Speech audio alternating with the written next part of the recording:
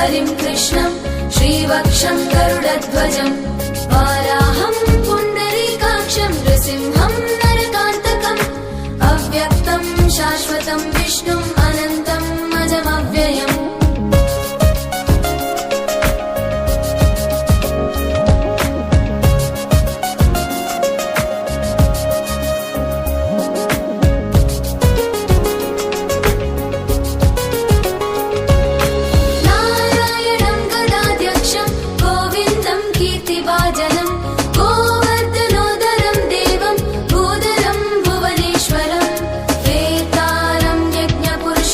यज्ञेशं यज्ञवाहकं चक्रपाणिं गदापाणिं शङ्खपाणिं नरोत्तमं